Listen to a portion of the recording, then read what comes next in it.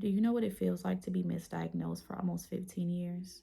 To see doctor after doctor and for them to look you in your face and tell you that nothing is wrong, that they've ran every test imaginable and it all came back unremarkable. That is my story in a nutshell.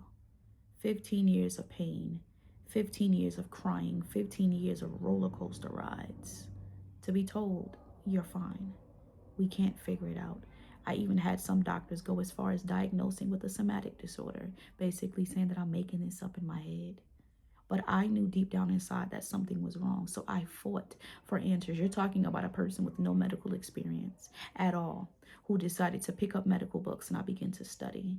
I studied human anatomy. I studied medical terminology. I began to study the heart. I began to study the brain. I studied every body system that I was suffering with, a little bit in depth. And then it allowed me to advocate for myself, and I found my voice. And one of the biggest things that I realized is when talking a lot of the times with providers, there is a communication issue.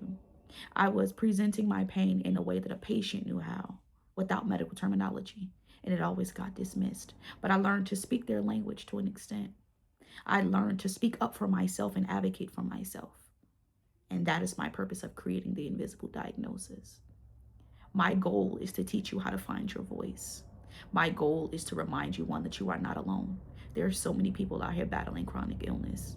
And sometimes people are looking for a community. Well, you found the right one. Think of the name, the invisible diagnosis.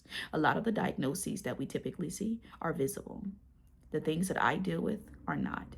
You couldn't look at me and tell that I have blood backflowing in my brain, could you? You're not able to look at me and tell that I deal with syncope episodes, basically, where I have episodes where I pass out. I battle so many invisible diagnoses. It is insane. So I want to highlight the invisible things, because even though the syndromes and the things that we're dealing with is invisible, the pain is not. You're looking at somebody who is determined to fight on your behalf, who is not willing to give up. I love a challenge. 15 years.